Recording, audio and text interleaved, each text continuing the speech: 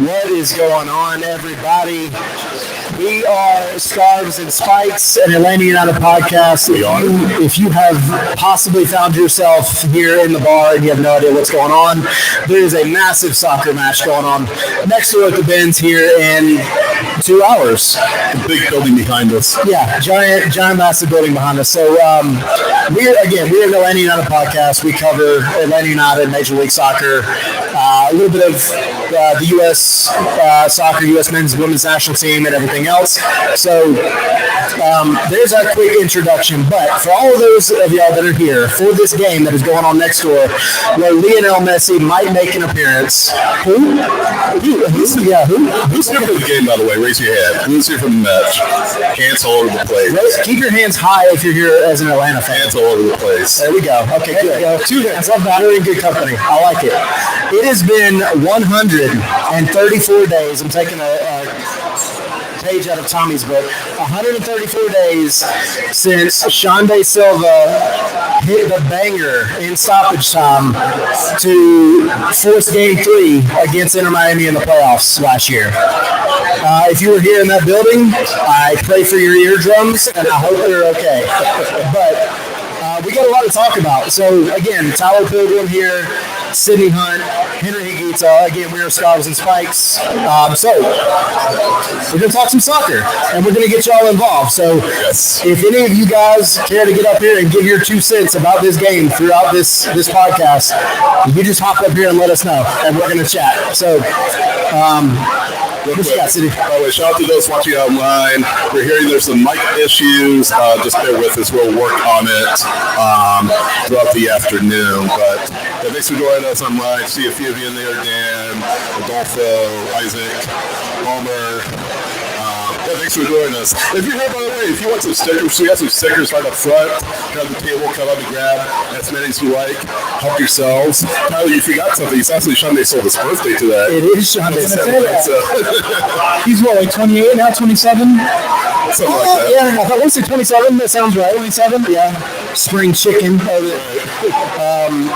So, I guess let's start off. We have, in this game, match day 4, right? This is Sunday Night Soccer.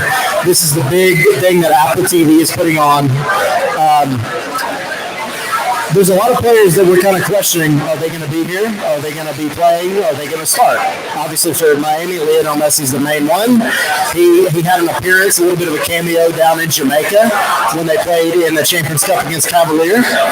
But as far as Atlanta United is concerned, I think the big one that we've all been talking about is one Brooks Lennon.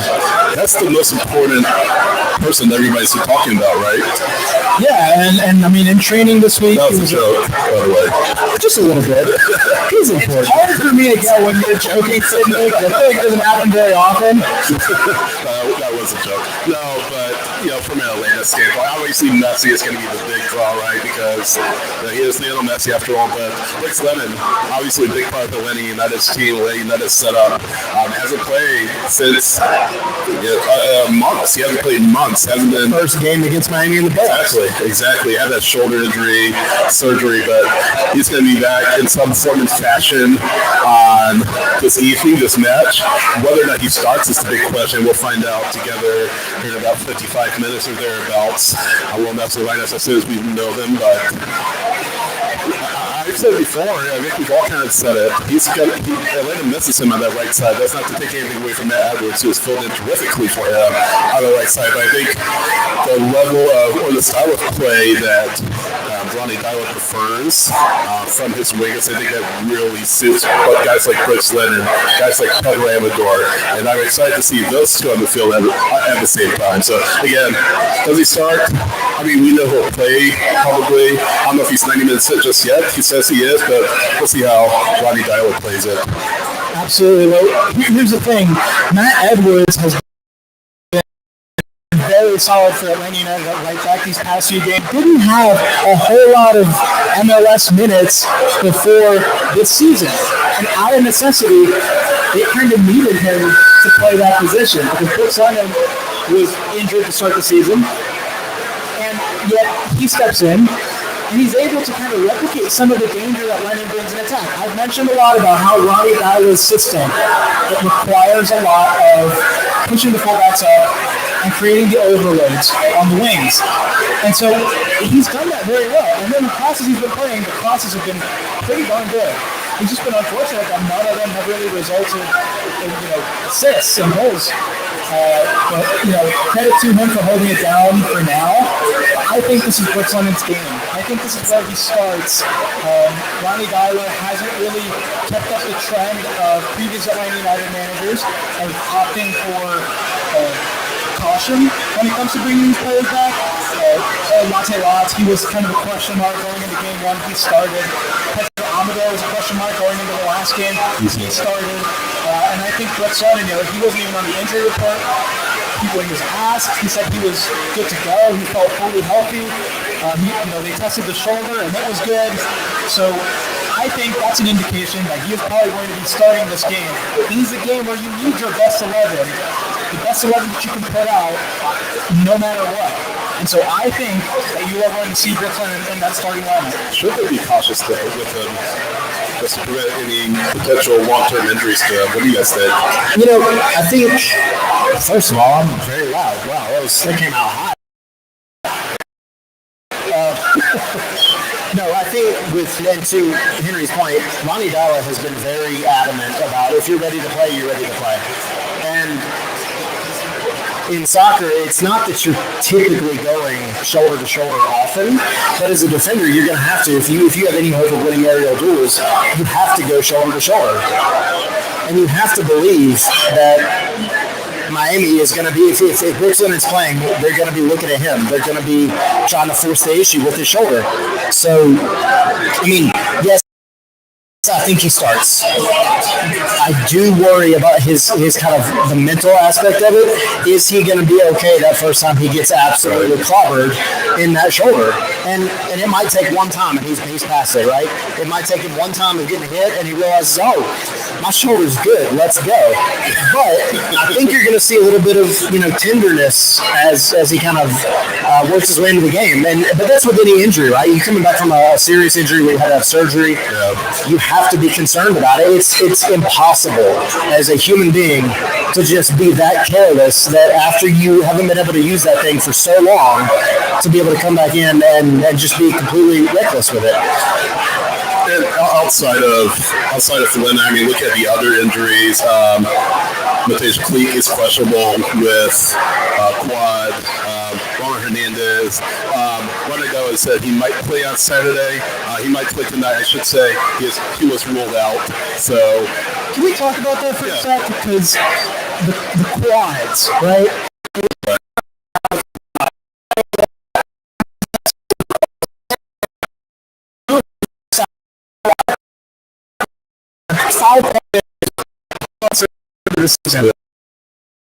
What is going on? Are they adjusting to a new training regimen, I guess? I feel like explanation. I think that's part of it because this is not, Achilles, knock on wood. This is not, ACLs, knock on wood. It's a muscle that historically is one that you can strain pretty easily when you're trying to work very, very hard and building up in a new training regimen. Ronnie Dyler has told us on multiple occasions that this team is not at the fitness level that he wants it. And that's fine. I don't know what he wants them to be other than like Super Saiyans apparently, but like he is pushing them way further than they were going last year. And last year and the entire Pineda era, the fitness was kind of like a mark of pride for Atlanta United. It was Atlanta and it was LAFC and a couple of other teams that you just knew like they were never going to run out of energy. Columbus Crew. So for some of these guys having these issues with their muscles, with the same muscle, it tells me that it has something to do with the actual workouts, the sessions that they're doing. It's just straining those a little bit more. But it's better than them, like, again, knock on wood, it's better than them tearing them or completely pulling one. I think it's just they're getting overworked and they're not used to it. I think eventually, like as as time goes on, you hope that they get to a point where they are used to it. Like the legs can kind of withstand the extra training, the elevated levels training that I guess Styla prefers from his team. So yes, right now there are a lot of quad injuries. There seems like there are a lot of quad injuries, but I would hope that later on in the season those would decrease, and you won't face the fitness issues that you're facing right now. Kind of like what you were saying, Tyler. But seems like outside of that, you have TRA.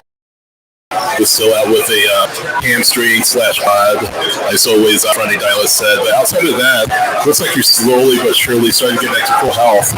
And maybe kind of pivot to the attack now.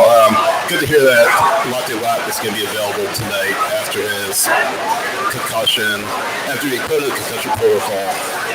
Everything checked out. He looks good, so he's going to play, it seems like. So that's good. It's this match that the attack finally comes through and clicks for this team. We've talked about Henry. You wrote about it on scarvesandspikes.com. It's just a night where it all comes together, and hopefully it does, because you don't want to get too far along where this is becoming a ongoing situation with your club. Be that much ready for your attack, and they're not scoring for you. Yeah, I mean, you can't go this long without pieces starting to click. I think, they've had some time now to figure out, first of all, they've identified what's going on, and they've had some time to work on it. And so I do expect them to be a little bit better against an Inter Miami that, even though they are on a roll, they had a midweek game. They've had midweek games for the past few weeks. And so, you're going up against a side that has a fixture congestion against them. And I think this Atlanta side can hurt them. When I was doing my Across the Pitch episode with Chris from the Battered Herons, shout out to them, one of the things he mentioned was that Inter Miami's back line can get really exposed sometimes, especially if they're pushing forward. This is the time for us to see the attack that we were sold on in preseason. The attack where, Alexei Miranchuk pulls the strings, and you have Saba, Nagy, and Latte Latch running in behind, and he plays them those through balls and slips them in behind. That is what we need in this game. We haven't really seen that this season yet. We haven't really seen that come together yet. But I think that this is the game where that needs to start appearing. We've seen flashes. I think in the last game, I highlighted a play in that article where Miranchuk receives the ball in space, and he has a through ball to Latte Latch. He plays it into that space, and then Latte Latch goes the other way. The miscommunications have to stop. They have to figure that out by now. They have to know, okay, when we're in these areas, when we're in these spaces, this is the space that we need to attack, and we have to go there. I have to know that the player is going to be running into that space, and I need to play him in. And so I think they're going to start seeing slowly but surely those parts of the attack come together, and then that attack is going to start scoring goals. So let's talk about one of the, I think, biggest parts of the attack, and this is for the fans as well. Who is here to see Miguel Almiron score his first goal back in the Benz in years? 2 people. Yeah, all of y'all. I see all of y'all in front, yeah. So I've got a little bit of trivia. We did this last time. And I'm going to buy, this one's harder though. I'm going to buy a shot for anybody that can get this right. And by the way, quick shout out to the Nest on Floor Bar for hosting these events. We appreciate it immensely. If y'all haven't got a drink from the bar, go get one because they are absolutely amazing. But this is going to be one of those, you get up here and tell me the answer and you win the shot, all right? So Google is totally acceptable in this situation because this is like a deep cut on Miguel Almiron. What's the question? The question is, for us tonight, what team is Miguel Almiron's favorite team? And it is not Atlanta United, and it is not Newcastle, who won the Carabao Cup today. Shout out to them. Shout out. It is not Lanús. Not Lanús. So it's going to require some Googling, I promise. Unless you use no Miggy like that. So we'll keep going, but whoever gets up here with the answer, I got a shot coming for you. But Miggy's crucial, right? This is a battle of your number 10s. in MLS. Top three. This is a big one, and he's had an assist, right? He's been creative, he's been dynamic, but he hasn't hit the back of the net yet. Is this a game that he does it in? I think it is. I think it's a very big occasion. Again, I talked it over with Chris. It was a meeting of two big number 10s throughout the history of this league. Lionel Messi, obviously, best player in the world, best player of all time, depending on who you ask. We got an answer here. What's the answer? Here you go. Set up Petunia. That's it. All right. And what you want the shot? What is your shot of choice? Okay. You get you. Is anybody you with want a shot, or do you just want to drink? What? We got it. Serve Petunia. What you want with our well, we'll figure out who gets a shot. Tequila. Let's go. All right, we'll get it. This is the big game. This is the matchup. Number 10 against number 10. Atlanta's number 10 against Miami's number 10. Messi versus Almiron on the bench. Yes. Almiron, the first time around, huge star for Atlanta United. He still hasn't found the back of the net. I think he's been saving it for this occasion. The biggest stage, Sunday night soccer. The stakes couldn't be bigger. And see, I've been drawing some parallels. When Messi first came to Miami, do you know who the first team was to beat Inter Miami? Atlanta United. It was Atlanta United. And now they've started the season, and Miami has not lost yet. Symmetry. Huh? It's their time. It's their due. They're due. And I think Almiron Miggy will be the one to deliver that to him. And that would only cement his legacy in Atlanta United even more. After everything that happened in the playoffs last year, after Atlanta traditionally being that team, that bogey team versus Miami, if Miggy comes in and wins it today, this dude he's already a legend in this city, but it just further encapsulates what he means, right? It would be huge. Yeah, and if you're Miggy, I mean, he knows what it is. I mean, he's been in this position before. He's not a rookie or anything like that. He's not new to MLS. He knows what it is. He knows what it takes to play in this building. He has the experience. He's won MLS Cup. I mean, he's a winner at every level of the sport. So I would imagine that the moment isn't too big for him. But like you guys said, it's Sunday night soccer. World is watching. Let's hope that he takes this opportunity to score and, if not score, affect the match. As best as we've seen him affect matches. Yeah, and I think the biggest thing with this game is Atlanta's been shut out twice in the past two matches, right? They paid. We know the number, $50 million in the attack. You can't get shut out anymore. You have to go score some goals in this game. And we know that Inter Miami is going to have goals in them. This is going to be a tough game, admittedly. But you can't get shut out for a third time in a row at all. So it's one of those moments where Latte laugh, though he's coming off the concussion protocol. Yeah. He has to step up. Miggy has to step up. And the one that we haven't really touched on yet that fans are starting to get a little frustrated with is Alexei Miranchuk. He has to step up. He has to. I mean, sooner rather than later, right? I mean, how much is he making? How much are they letting United pay to bring him over? Like, I, for one, expected him to have a much bigger impact than he has. And yes, he came out a little bit at the last season, but for a player that's making as much as he's making, you expect a lot more from him, I think. So, I guess this is a match that he finally breaks through and puts some momentum together to really show that he was worth the money that Atlanta United paid him to get him over to MLS. And as I've mentioned before, it's a little bit different for some players. Yeah, it takes some players a little bit longer to adjust to MLS, the speed, the physicality, the parity that you don't see in other leagues. Like, yes, that what we're seeing with Miranchuk, and hopefully it doesn't take too much longer for him to get to a point where he can truly affect matches. Question this, Henry, you wrote about this as well. Do you kind of prefix tactically for Miranchuk and Almiron, so now not taking up the same spot on the pitch and the attack? Do you get Almiron in that number 10? That way he's keeping the attack fluid and quick moving? Or do you put Miranchuk on the wing? Do you put Miranchuk on the wing to try to take advantage of what he can do? That's questions you gotta start asking. Yeah, I mean, it's a little tough to answer that right now because on paper, Miggy is the guy that would be better suited on the wing because of his skill set. Here's the thing, Moranchuk, he isn't a very fast guy.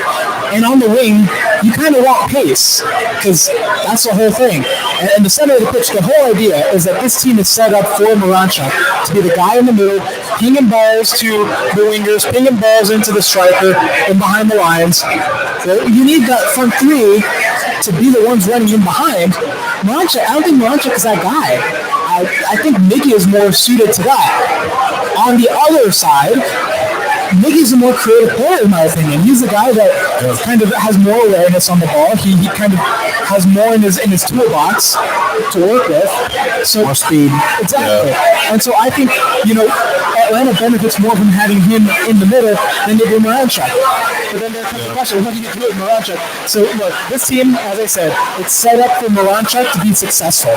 It is set up, and Gonzaga and Chris Henderson said this, the idea of signing Latte Lots and Miggy was because their strengths amplify Moranchuk's skill set. And so this is where he needs to come out and show that he was worth the money that Atlanta paid for him. This is his time now. He needs to start getting those assists. He needs to start setting up the plays and being the engine that Atlanta's attack needs him to be. Yeah, no, exactly. And again, sooner rather than later, we can't have any more matches where he's just kind of disappears or fades into the background. But that's the thing. It's all on him at this point because to Henry's point, you've got the players around him. That was the biggest thing last year that we all kept saying, right? He needs those dynamic attackers around him. He needs somebody to feed the ball to. He has that now. There are no more excuses. He has to step up. We understand the guy doesn't run like Latte Lath or Miggy or even Saba. That's okay. You just need to feed those three with these, dimes of passes that you can put in. I mean, he can chip a ball over the top and literally make it land on a dime. He can play through balls like the best of them. But that's what you have to see, and not these aimless, long balls. And it wasn't just him, but these aimless long balls that were getting played last week. So there's definitely a lot riding on how he plays because if he unlocks it helps him. It helps his confidence, but it helps the entire team. It makes the entire team more creative. So, all right. So we're kind of and yeah, I know everybody watching the stream, the audio, we're fiddling with it and figuring it out, but. This is that part where we try to get everybody involved. So if y'all watch us on the streams normally, we kind of pride ourselves on bringing in the crowd, letting you guys get involved with everything. This is the opportunity for you to get up here and kind of give your 2 cents on how you think this match is going to go. Whatever you want to chat about Atlanta United. Sean, I know you're ready, and we'll get our co-host Jackson up here in a minute as well. But if any of y'all want to hop up here, we also have stickers as well. Got some stickers. Yeah, we got Mercedes-Benz stickers. We got Joseph stickers. We have Scarves and Spikes stickers. We got a bunch. So y'all come grab a few. They are free. I promise we won't hold you hostage up here. You can come get them. But Sean, you ready? Put you on the spot. Using Sean. What's up, guys? What's up, huh? So, just what are you thinking overall? How do you think this match is going to go down? Well, it's like we talked about earlier. I mean, Messi's coming in with one giant chip on his shoulder from last year. I think it's going to be wide open. Yeah. So you're going to have, it's going to be a very wide open match. I think it's going to be high scoring. I think we finally do get on the scoreboard. So like I say, I'm just hopeful for a draw. Okay. I want to win. I pray for a win, but I'd be happy with a draw. So we saying like a 2-2 draw, 3-3? You think it's going to be a 3-3? 3-3 draw. I think it's going to be crazy. Game of the week, for sure. I don't know, the Minnesota and, who was it yesterday? SKC might have had something to say about that. But that was like goes in a matter of, 12 minutes? Yeah. Again, that's my, it was going to be the Chicago match, that was my two uncles, drunk fighting in the backyard. But that match definitely turned into my two drunk uncles fighting in the backyard. That was good. I was listening to it on the way back from Louisville, and it's just like, all of a sudden, it's boom, boom, boom. And it's just like, dang. Yeah, what's going on? All right, so if it's a 3-3 draw, who do you got as your goal scorers? Latila. Okay, Montella. And then I think Miggy finally gets on the board. I like it. And then Saba. Saba tends to make Miami's life miserable. Yeah, Miami hates Saba Lobjanidze. They hate that man. They do. It's so they think. Then on the inverse, who scores for Miami? Messi with the base. Okay, makes sense. And then probably Suarez. Okay. Suarez after he has his obligatory knee injections in the morning. The thing is, he can't play every single match, can he? Right, he's got to stop. At some point. And it's just because Atlanta's defense right now is playing they're playing really well. If they can keep playing like they did against Red Bulls, and the way even Charlotte wasn't horrible. They had the two iffy goals, but they're actually playing really good. If they can keep it up, I could see them shutting them out too. But it's just a matter of there's a lot of talent on Miami. And my big thing is just Messi after last year. I just don't. He's still Messi. Yeah, even if I don't like it, I agree. He's still Messi. Think he has a chip on his shoulder after last year? Oh, I think he's very much pissed off. Pissed off Messi's not a good. No, raise your hand if this is your first time seeing Lionel Messi, possibly in person. Raise your hand. Give a quick shout. All right, up here in the front. But you're still here for Atlanta. Okay, you gave your ticket away. So, Atlanta fan, right? Okay, founding member. What's your name? Kathy. Okay. So, I guess really quick, not to put you on the spot too much, but what's your prediction for the night? 3-2 Atlanta. 3-2 Let's go. Atlanta. Let's go. That's what's up. I like it. I'll be 11-0 or something. I know. We're talking about all these goals. We'll see what happens. Jackson, you want to hop up? Take my mic, Jackson. I gotta eat some peach cobbler here. Jackson. What's up? I'm here to get y'all's blood boiling. Okay. All right, here we go. Take his mic. I want you to remember how y'all felt the moment Luis Suarez shoved Brad Guzan into the back of the net. Irritated? Yeah, that was just a little bit. Just a little irritated. Just a little mad. I want y'all to take all that energy and channel it in that building tonight. Please. Because this team, if that made you mad, imagine how mad it made Luis Suarez for Shande Silva to score that banger, for Jamal Tiare to tear him apart down in Fort Lauderdale and knock him out of the playoffs round one. They're going to come in here with fire, and Atlanta is going to have to match that. Yeah. The thing is, they're also another year older. This is true. In both directions. Atlanta another year older, a little more experienced. You have the experience of knocking out Miami in the playoffs. Miami, they're a year older in terms of their main guys. I mean, Sergio Busquets, how much longer does he have left in him, you know? He's doing pretty well. He has been. You know what's interesting about Busquets, though, is every time he comes to this building, he struggles. He really struggles. Knock on wood. Yeah, he struggles, but then also Brad, being, obviously, we're talking about everybody getting older, it seems like the older he gets, this man is aging like fine wine. To bring up the Brad Guzan discussion again, but if he can just, he doesn't have to turn the dial back that far. That was, like 4 months ago? 134 days. Like, he doesn't have to rewind the clock that much.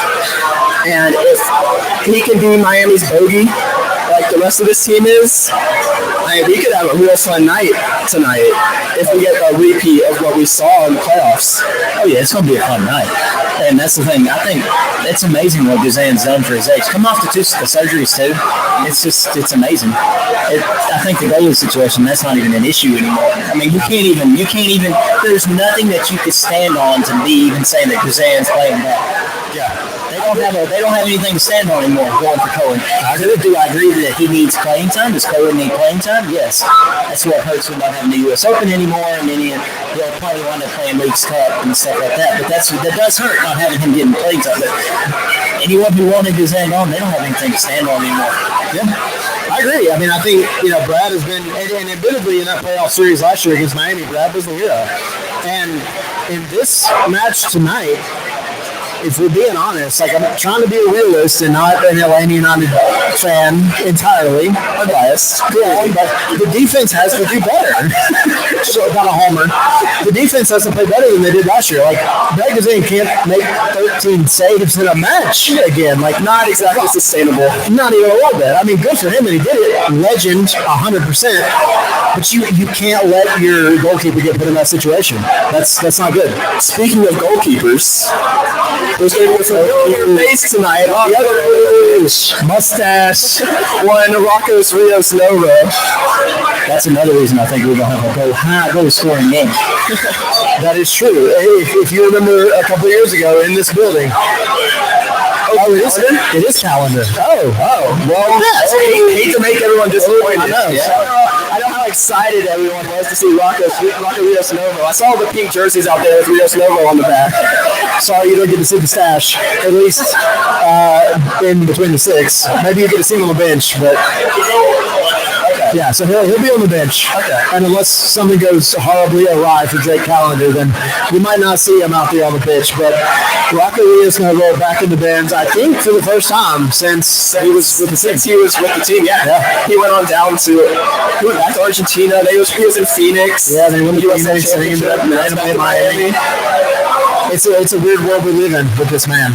But, Atlanta got the better of Drake Callender a lot last year, and that's kind of the biggest issue with Miami right now is trying to, because admittedly their field players I think are doing better this early in the season than they were last year. Oh, this man right here. Yes, there's your shot, my friend. Here it is. The impossible trivia. I'm holding my word. I told you it was going to happen. Are you aligned with your tequila guy, or do you just take the shot? Okay. So are we going to see body shots happening over here? I think Signia. I don't know any of us back if that stuff happening. I don't know. You never know. I don't think this is that kind of hotel style. But no, I mean, the field players, they've gotten better. And then you look at Drake, who, even this year, he's been up and down. I mean, the fact that Rocco Rios Novo was stepping in for a couple matches and not Drake, like, there's a little bit of a revolving door there. And so they're going to have to figure it out. And if you can get under Drake Callender's skin tonight, then you have the opportunity to really open that defense up. Yeah, he's a very, volatile goalkeeper. Yep. When he's on. But if you get him off, it's just, the gates are wide open. 100%. 100%. So we haven't talked a whole lot about Messi, more than normal. But Messi, he was off for a few games. Some people said he was injured. Others said he's biding his time, slowly storing energy for this match, resting for the international break for Brazil, or for that. I think it's more for this match. Just going to make us more important than maybe we. Who does he hate more, Atlanta United or Brazil? Yeah, exactly. He's going to play the next two matches. He'll play tonight and he'll play against Brazil. Yeah, he was rested for that. Here's the thing: he has beaten Brazil for a trophy. He has not beaten Atlanta United for a trophy. This is true. So, he not technically embarrassed him in front of the world. That is true. This is an opportunity. But he made a cameo down in Jamaica. So he had a little bit of time. Honestly, that felt more like 30 minutes. About 30 minutes. He scored a goal in the middle of the last minute. Yeah. It was a whatever goal. It was a messy goal. Yeah. What can you say? Trademarked. Yeah. But it felt honestly like a warm-up for this match. So he's coming in. He's ready to play. I imagine he starts. We'll find out in a little under half an hour. But if he starts, and Sean, me and you were talking about this before, what is it about Messi starting that you actually like? It makes him solar. Yeah. they play too messy. They don't play because I've watched from watching them. They're actually, to me, I think they're better without it. They're more wide open. Now, when you get Messi in, they're so centralized and focused on Messi, and they're so the build-up that it's honestly, I would prefer if he does play than like we were talking about earlier. I prefer if he actually did play because I think Atlanta has a better shot than if he didn't.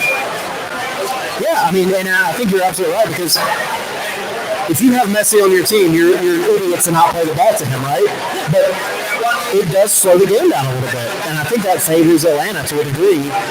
And then on top of that, you have an attack that otherwise has played really well without him, admittedly. Messi is not going to go back and defend.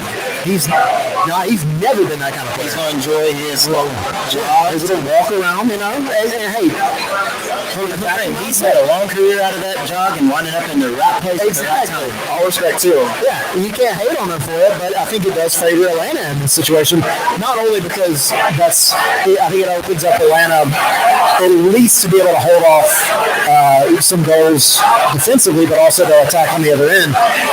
But it makes it a little bit easier for Latte Life to have one less man back there, for Miggy to have one less man, and then for Alexi Mirachuk really to have one less guy crowding the midfield. Well, that's the thing with this match. I feel like the over-the-top balls, the direct balls over the top should work good against this defense. Yeah, 100%. It should beat them to the point.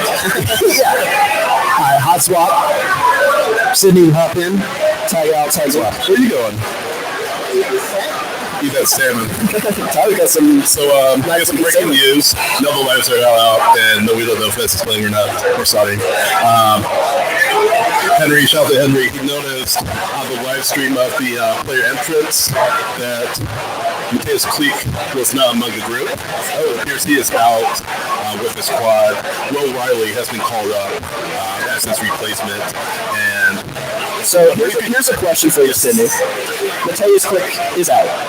Are you going Tristan Muyumba or are you going Jay Fortune? So my lineup prediction said Jay Fortune because I feel like he gives you a little bit more in the attack, a little bit more consistency than Muyumba does. Does he play 90 minutes? That's a big question. I could see where if you need a little more defensive work, so to speak, I could see Muyumba coming in, maybe setting the good if you're down, or if you're up goal, you need to kind of hold the lead. I could see him coming in, but outside of that, I do see Jay Fortune. I think Sean, what do you think? You're saying he's so. It's Fortune. I think you go Fortune. And that's the thing is like, Fortune, I think we need to start preparing for the future. I mean, it's great with Klitsch, but so far he's not played. But Fortune, after last year and the improvement that he made last year and where he's going this year, even the one that's selling so far this year has played amazing. So I think sooner or later he's going to wind up being solid. Yeah. And, I'm going to disagree with you, too. Oh? I'm going to go Tristan Muyumba. Okay. I know there's a section of thought out there that does not like Tristan Muyumba, which I get. Last year was rough for him. You can maybe say last 2 years. But this system, I think, adapts to just maybe we can adapt his game better to it. And we saw that last week against the New York Red Bulls, where the midfield, the defense was completely solid. Red Bulls hardly had a single chance. Did they even have a shot on target? One shot on target. One shot on target. That's it. And a lot of that is credit to the solidity of the midfield, to prohibit the Red Bulls attack from being able to create those goal-scoring chances. Now, is Inter Miami and New York Red Bulls attack the same? Not exactly close. Not exactly close. But if you like what you saw in Atlanta's best defensive performance to date, I think you start with Tristan Muyumba. Okay. Do we see Will Riley at any point tonight, or is he just fill his vibe? I mean, it depends on how long can Lennon do. Yeah. I mean, with the emergency backers, we saw Dominic Chonky. He got called up almost every match except for this one. Now that we have fullback health a little bit, it's just like during the preseason matches. I think it was great. Chattanooga. They did time in Chattanooga, but I I think we see him if the circumstances dire enough. Right. I don't think you come in. I mean, maybe I could be wrong, and Atlanta goes up, 3-4 nothing on Miami. Then maybe give some guys a run out. But I think you keep with your guys with the most experience to go toe to toe with this Miami team, and hopefully you can come out with another result. Right. So, I know, Sean, what did you say? 3-2? Is that what you said? 3-3 draw. So 3-3 draw? Crazy draw.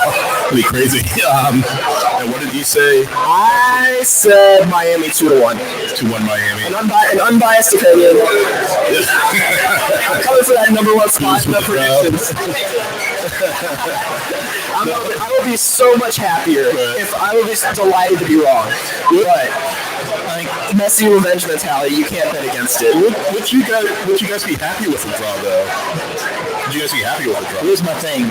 With the regular season was drawn out with Club World Cup and stuff coming here, we only get as many points as we can in this building right here. Hidden into it. So they've not gotten off to a great start. But here's the thing, Miami's played well. Even down the man, they pulled out 2 victories. So they pulled it out. So they're still a great team. So here's my thing. To me, a draw is a good result. It's not what you want, but it's a good result. I'm gonna tag team Henry real quick. Henry, take it away. A good substitution. Brought in the closer. Here we go. Yep. We need one of those. For real. But where were we? Score prediction? Good result. See, that's a hard question to answer before the game because I think it's contextual. See, going into a game like this, my instinct is the draw isn't good because Atlanta needs wins at home. The front end of the schedule is very home heavy, and you need to be able to get these wins. But Miami's a really good team. They're undefeated so far. They're the reigning Supporters Shield champions who set the points record last season. So, if you think about it, a draw isn't that bad. But the momentum of the game can change things. And we've seen that happen where Atlanta's dominating a game and like the first half, they're excellent. They're the best team on the field by far. One of the best teams in the league. And then in the second half, it's completely different. And so, if you ask me right now, I say a draw isn't a good result for Atlanta. I think that they have the capability to dominate the game. I think they have the capability to go out there and be a better team than Inter Miami. But it needs to be a good version of Atlanta, the version of Atlanta where all the pieces click. And where there are, heads in the game, 90 minutes in the game, they can get that done because they have the talent to make it happen. It's when the game starts going downhill that I'm like, okay, maybe a draw isn't that bad. So second half, if they haven't scored by the end of the first half, by halftime, they haven't scored, I would say a draw is a good result. That's what I think if you actually look at it, player for player, United should be. If you go pure soccer talent, yeah, I know they got Messi and they got Busquets and all them, but when you talk about the money, not even just the money spent, but the actual players that are on the field, there's no reason United should not win this game. I agree. They have talent. They've invested into an attack that should be one of the most dangerous, one of the most lethal attacks in the league. An expensive attack. And someone just said, get physical. That's the same thing with Miami.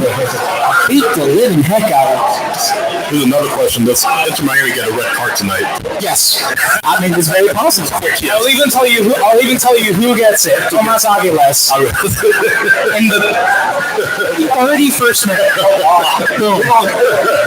Yeah. You know what? That might be Miami's strategy. Just go down. They always get red cards. You can't red cards in every MLS game. They have to get a red card this game or something weird happens. Right. I'm surprised it's Messi league. Yep. Well, Tyler said us with the Sandman off screen. All right, ready to tag. All right, we're back. Thanks coming up, everybody. We're so back. Thanks for coming out, man, Sean. Appreciate you. Hi, shout out to Sean. We're so back. We shifted the order of That was the Patreon back. Change the formation a little bit. Yeah. And part of our Patreon packer, by the way, part of our Discord. Yeah. Right? Yes, he is. We appreciate it. Guys, how can people be part of our Patreon? Y'all visit Discord. patreon.com/Scarves and Spikes. We got all kinds of content on there for the late games. Some of the late games we do watch-alongs. We'll be doing one next week, actually, when Atlanta goes up to Cincinnati and is missing half the roster. But yeah, we got all kinds of stuff going on Patreon. One center back available. Yeah, literally one center back available. But hey, that's what we do with an MLS. So, but no, y'all visit patreon.com/Scarves and Spikes. Hop in, get in our Discord, which is always fun.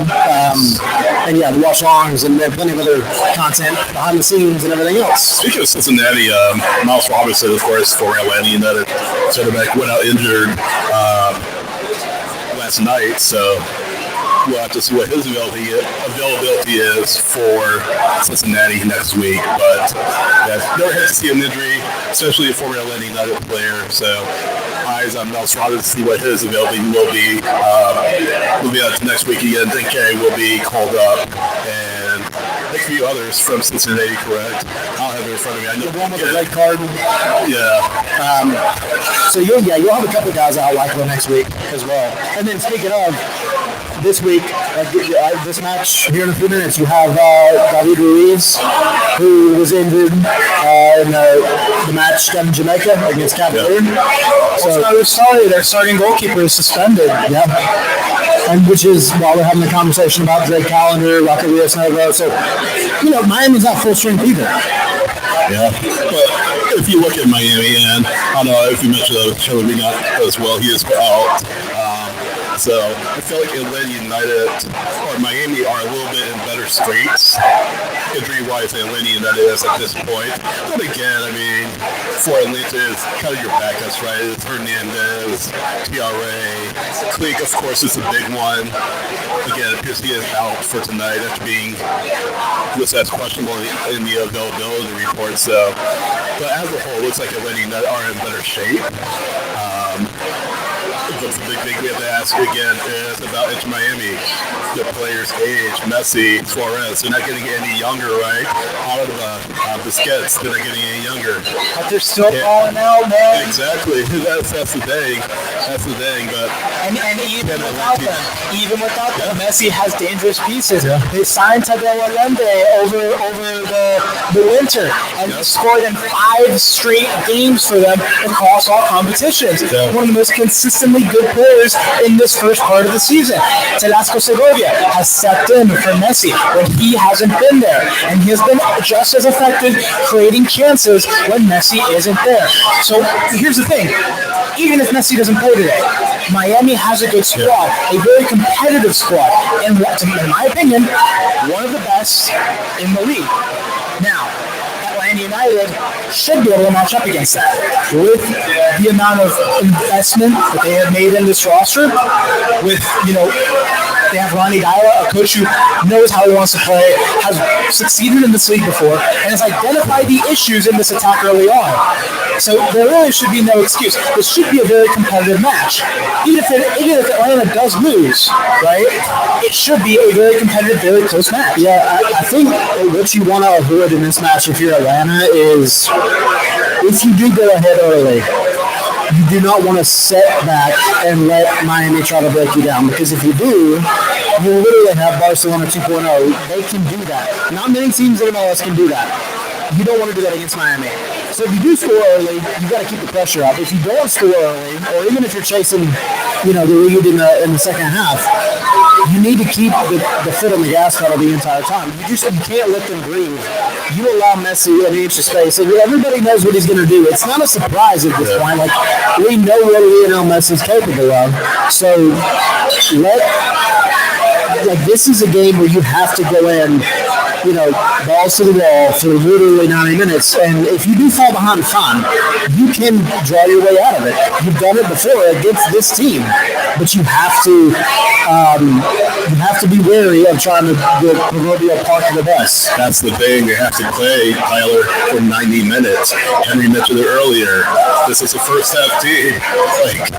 And they got away from what made them successful the first half against Red Bulls. They didn't score, but I think they panicked. mistakes, and I think that caused them to go off script, go away from what worked. It cost them in the end. It cost them the chance at 3 points at the end. They still got the draw, but again, they didn't score. Just be patient. You don't have to mix things up. You don't have to try to correct things if things aren't going well. Just stick with it. Keep trying to find those spots in the attack. Keep trying to find those openings. Keep trying to, just be patient and don't overreact. Don't try aimless long balls over the top if they aren't working. Take advantage of the speed you have with Latte Lap. Take advantage of the speed you have with Almiron. Saba to some extent, Amador, Leonard to a lesser extent. Take advantage of that speed. That's one thing you have that maybe Atlanta or maybe Miami don't really, to some extent, is that speed, that ability to go over the top if you need to, and affect matches that way. Just be cautious about it, don't overdo it, but do it when you have that lever available to pull. Yeah, because in the 60th minute, the 70th minute, that's when teams start to shine against Miami. Because I know we always joke around about like these guys have, geriatric knees and all, but they have geriatric knees. Like they're old, right? Like they're gonna have to, in the 70th minute or so, they're gonna have to possibly start looking at subs, and that's fine. But you're not gonna make a sub for Luis Suarez that's gonna have the same impact as Luis Suarez. You're not gonna do the same for Messi. I mean, they do have better players in terms of subs this year, but when you are an Atlanta United team that maybe at the end of the match is looking to make the go-ahead goal or even a tying goal, you have the talent and you have the engines in the attack to push a little bit further, right? You have Brooks Leonard possibly who's going to be back, who never stops running. Pedro Amador, to a degree, never stops running. And then we all know how big he is. If you can keep those guys giving that extra little bit late in the match, then they're going to be running against guys who just can't keep up. And I think you don't want to go to the second half without a goal already on the scoreboard. I think one of the keys for this Atlanta United side is get on the scoreboard in the first half. Get on the scoreboard early. Start converting those chances because they play their best soccer in the first half. So you really need to take advantage of that. You need to take advantage of the periods in the game where you are dominant. And so convert your chances. Make sure you're ahead. You've got a few goals in you by the first half. And then in the second half, you have yourself that cushion. Don't fall back. Don't get complacent, I guess is the right word. Push through. But if you have that safety net going into the second half, I think the confidence levels go up a bit. Because where the anxiety starts going up in this team, and the long balls start coming out, and the tactics go out the window, is when they are like tied or losing or only up by a goal. I think they feel like internally they're panicking, like, oh my gosh, we could lose this game any minute, right? We got to be, we can't mess up. And it's like they're getting in their own heads a little bit. Yep. And that's a little bit of the mental aspect that Ronnie Dyla touched on, where they need leaders to step up on the field to help the team keep their heads in those moments. And so we'll see how that develops. They're getting a very good leader back in Brooks Lennon, so hopefully he'll help keep that mentality up. But more than anything, that's the point that I want to stress. This team needs to score goals in the first half. They need to take their chances when they get them. And make sure that they are making the most of their dominant spells. So that in the periods of the game where Miami starts to take an upper hand, you are at least a little bit ahead. And then again, if you don't score in the first half, don't, again, fall to bad habits. Keep the foot on the gas pedal. Continue to try to position yourself in the first half if you don't score to at least give yourself a chance to challenge Rios Novo, Calendar, whichever keeper it is. Yeah, and you have to be the protagonist, right? You have to come out and that Miami is going to have some spells where they look dangerous. You're not going to get away from that. Your defense is to step up in those moments and keep, whoever out of the back of the net. But you have to, here at home, in front of 45,000 people, you have to look like the team that wants it more than anything.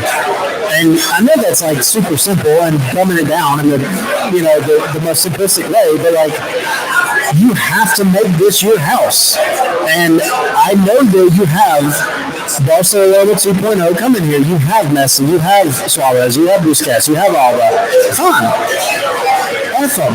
Like, FEA, they have to leave out of here with their tail tucked between their legs. Yeah, it's you gotta keep going no matter the opponent. Obviously, Atlanta tends to step up when it's this kind of opposition, but no matter who it is, they should be playing 100%. And like I said, I believe they have the quality to beat this Miami side. I think they can get it done.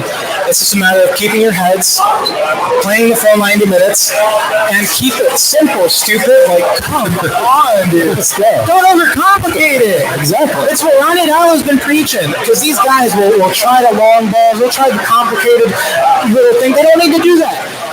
As the great Johan Cruyff once said, the hardest thing is to play simple soccer. Play simple soccer. I feel like he knows a thing about little passes. A little bit. Move up the field. Don't try this complicated. Don't try to be Messi. There's already one Messi in that building. They don't need more. Just be you. Just play natural. Play simple, and the goals will come. You have at least 2 guys on that pitch that can outrun anybody else in that building. Yeah. Maybe 3. Use that to your advantage. Yeah, no, exactly. Real quick, while you still wait for lineups to come out for Atlanta and then Miami, any like a wireless view to all analysts, any results that surprised you over the weekend? I know, of course, Minnesota with Reno lead to Sporting Kansas City on the road, finished with a 3-3 draw. Philadelphia lost for the first time. Nashville winning. Probably one of the bigger surprises of the weekend. That's a surprise to me. Yeah. Philly losing to Nashville. Yeah, exactly. Awesome FC, they lost, or they won, I beg your pardon. Against LA. B-Row, beating LAFC to a 0 goal. Any other surprises from this weekend? Any other? It wasn't so much a surprise, but it was a really good game. Columbus and San Diego last night. It was one of the late games. That one was fun to watch. I mean, Columbus playing pure Columbus soccer. And, I mean, in the first half, they looked pretty to watch. They were dangerous. They should have went up 2-0 in the first half and shafted their opportunity because of a dumb foul that Columbus made. But whatever, they went into the half 1-1, and then in the second half, they get a red card, and then San Diego pulls one back, and San Diego was on them like white on rice for the entire second half, and wasn't able to convert one to make it 2-1. So it was a very edge of your seat game. Not a surprise necessarily, but it was really fun to watch. Really impressed. What's that? Cincinnati crowd watch this Jackson. That's what happened this last year, to be fair. But I was very impressed with Vancouver. 4 wins out of 4, 12.7 max points through 4 matches so far. So they've been the biggest surprise of the season is Vancouver. Yeah, absolutely. Yes, for Sorensen. St. Louis still unscored upon under Olaf Melberg. He's just done a terrific job of that defense. Just getting there. They may be a force to watch, a team to watch in the West. I was watching last night. DC United, CF Montreal, then and 0-0. Jonathan Sirois, and it was 7 saves, so he was in a pretty good way. Montreal, the first non-losing result of the season, did get shut out for the 3rd straight match, so I'm sure there'll be a lot of questions asked about Montreal. Probably we'll talk about it on our MLS show tomorrow night. I think we're doing a double feature, right? Yeah. MLS show and Atlanta show. Yeah, the Atlanta reactions and then MLS Monday all on the same day.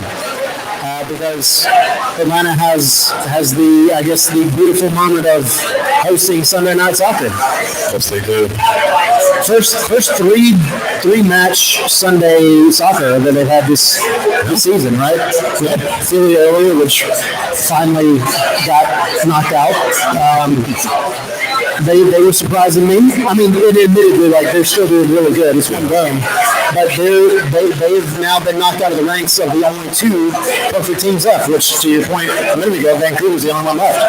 It's kind of crazy. And it all happened. I took 3 Philadelphia players this week in my fantasy team. Of course, this is what happened. This is what I get. So Philadelphia fans, if any of y'all are watching, you can thank Henry and Sean. Sorry.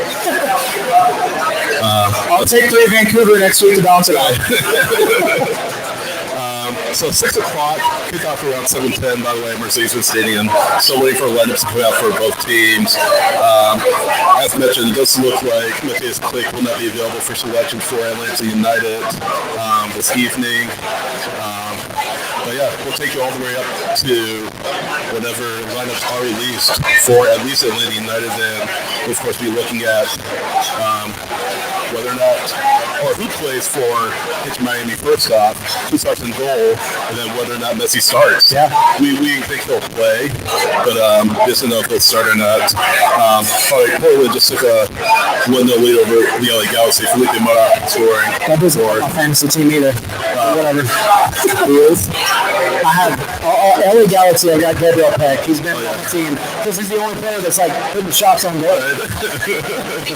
So as we're waiting the lineups, again, I said this earlier, but any of you Atlanta fans, I don't even know if we said this earlier, but we are streaming live right now on our YouTube channel and a few other places. If any of y'all want to get up here, give your 2 cents just for a couple of minutes, this is your opportunity.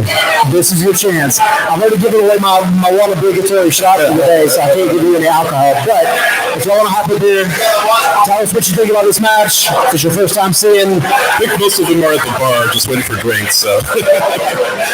Well, we have a few minutes if you guys want to come up, I should say. We got a whole crew back there in the back wearing red and black. I know. It's a few peak, Miami, here and there. Also Selection Sunday in college basketball for men and women. So, we get to find out if Georgia makes the tournament field. So we'll see if the Dogs make it in to the field of 68. Jackson Hopkins, I know, is a Georgia grad. Does Georgia make it to the NCAA tournament? Think they're in? That large? Jackson said yes. He said, I'm not stressed at all. We'll see in about 30 minutes or however long it takes for them to get through it. By the way, the Club World Cup trophy is in Mercedes-Benz Stadium. Oh, yeah. Just got to mention that. That's right. Quick shout out for if anybody that's going over here to the game in the next few minutes. The FIFA Club World Cup trophy is over at the bins right now and will be there until halftime. So you can go over there. It's completely open to not touch, but you can take pictures with it. Kind of a neat fun fact about it, it is actually a movable trophy. Like it actually, you can rearrange it from a disc into a globe. So pretty neat little fun facts about it. But as you know, the Club World Cup will be here in Atlanta at Mercedes-Benz Stadium for a few matches in the summer, and we will be doing live shows for all those matches that are here. So if y'all are here, whether you want to go to the match inside the bins, or if you're just hanging out for the game, y'all come see us.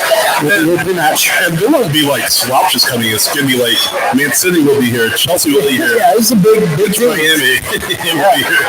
Hawaii out of Saudi Arabia. Yeah. Right? Yeah. We get smoked in the group stage. Yeah, just a little bit. But they'll be here. Lots of really cool teams coming here. And if you've never been to a match in the bins before, they're featured a League MX team or a Premier League team. The fans show up. Yeah. The fans show out really well. Yeah, there's a Premier League Summer Series coming up again. We got Manchester United against Everton, and then I think it's West Ham versus Bournemouth, if I'm not mistaken. That sounds right, yeah. Wheels and goal? Okay, so we have an Inter Miami lineup. We have Rodrigo in goal. Messi starting. Busquets, Alba, and Suarez all starting. Wow, this is an interesting... Full squad. Yeah, full squad. They're going in for it. So yeah, this is not a drill. Messi is starting in the bench tonight. No Aviles. So you won't be getting a car. He'll come on in the second half. He'll get Wait, available for selections. He is on the bench, so yeah. Come in the second half and just immediately got a red card. Real quick, Mexico home is going to make his MLS debut tonight. So far, just been playing in Champions Cup for Miami, but playing his first MLS match this evening and his first MLS start. So Yeah. see how he comes out for Inter Miami. So I see a couple of Miami jerseys here in the crowd. My table right here. The young man with the Messi jersey. Is this your first time seeing Lionel Messi in person? Your first time? Second. Oh, look at you. Hey, man. Good stuff. Are y'all from Florida or are you live around here? Very nice. It's okay. Well, I'm glad you get to see him again. Now we all know for sure. He's starting, he's captaining, so he will be out there. He will play. Come by opening whistle. Hopefully Atlanta can drop the alarm up here in the next couple minutes. At some point, Yeah, we'll pick you up to lineup announcements for Atlanta United. But again, we know Miami said, Messi starting as the armband for Inter Miami, and Rocco Rios Novo, former Atlanta United keeper, in goal for Miami as well. Pretty much, essentially, guys, that's essentially a first choice lineup for Javier Mascherano. Yeah, everybody except for Javier Mascherano. Sorry, that's my obligatory dig for Javier Mascherano. I don't know what he has done to make this team better. I really don't. You can't give any credit to him for anything that's happened this season. You can't really argue when they haven't lost a game. No. Yes, the manager gets credit when they win, the manager gets credit when they lose. I get it. He has had nothing to do with that, and nobody will convince me otherwise. How do you know? Well, have you ever looked at the Argentine U22 squad over the past couple of years? What if their talent pool is crap? Okay. They just have no one since Messi. Right. Well, I feel like the argument how much does a manager have to do with a team's performance? I think that's an age-old question. I think we're seeing that with Mascherano and Inter Miami. But it's also one thing too, though. When Lionel Messi is your guy, you're doing whatever Messi wants. Messi is going to be the one that you revolve the team around. So, 100%, like, Mascherano, he's doing his thing. Mascherano was literally saying, hey, Messi, what do you want? Let's make it happen. And, of course, that's going to come with results, right? Like, this is not a hard thing to figure out. With lineups. We have a lineup. Thanks, Sean, by the way. 4-11. Brad Guzan in goal. You got a back line of Pedro Amador, Derek Williams, Sean Gregerson, and one Lennon making his start. Is that 200th career start? Wow. So congrats to Brooks Lennon for that. Midfield, Bartosz Slić with Tristan Miyamba. I like that midfield. They did really well last game. Alexei Moranchuk at the 10, and then the front of Sabalo Janice, Emmanuel Latelat, and Miguel Almiron. Yes. Let's go. Full strength 11 for the most part. And then to confirm, Cleek is not available for selection, but Will Riley, he is available for selection. So confirmation of what Henry spotted in the video, in the player rival video earlier. So guys, what do we think with these lineups? I think it's about what you expected. Yeah. I think this kind of helps further prove that Miami wants to come here and prove that last year of the season with the playoffs. In Atlanta, I think it's putting out the best 11 that they can possibly put out at this point. Yeah. That doesn't really change my lineup projection my score prediction too much. Still think it's 1-1. I think Leonard maybe takes a little bit to get his legs underneath him, but I think eventually he'll get there. But I'm sticking with 1-1 prediction-wise. I said 2-2. I'm gonna stick with it.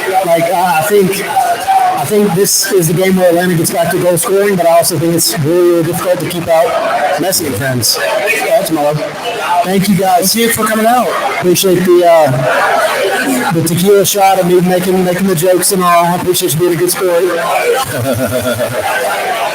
I I said 3-1 Miami, and I think I still stand by that. I just think this Miami side's offense is too powerful, and I don't want to bet on this Atlanta attack until I see them pop off. Get out. I think that they will, but I gotta see it first. It's been too much. I've had them on my fantasy team for too long. I can't justify it anymore. I think that's it. That's it. All right. So we always tell you guys we'll get you out in plenty of time to get over to the bins. All y'all wearing Atlanta United jerseys, you got right out literally an hour before kickoff, just over an hour before kickoff. So we appreciate y'all coming out, hanging out with us, guys. We are again Scarves and Spikes. I know for everybody watching the stream, the audio was a little funky. We're working on it. We'll figure some things out. It is a work in progress, but for all you people that do the social media thing, if you can go to YouTube and subscribe, like, do all that good stuff, we would truly appreciate it. And y'all, smash the like button. And go check out scarvesandspikes.com for all the Atlanta United news, analysis, opinion, and a quick shout out also to the Nest on Field Bar for hosting this. We truly appreciate it. And another big thing is Sweetwater Brewery. Yes. Our partner, sweetwaterbrewery.com, so you can find more information about them as well as information about the Sweetwater 420 Fest happening next month at Pullman Yards. I almost forgot. I was looking up part. All right, I got you. But thanks for watching. Thanks for joining us in person for those that are here. See you next time. Thank you guys.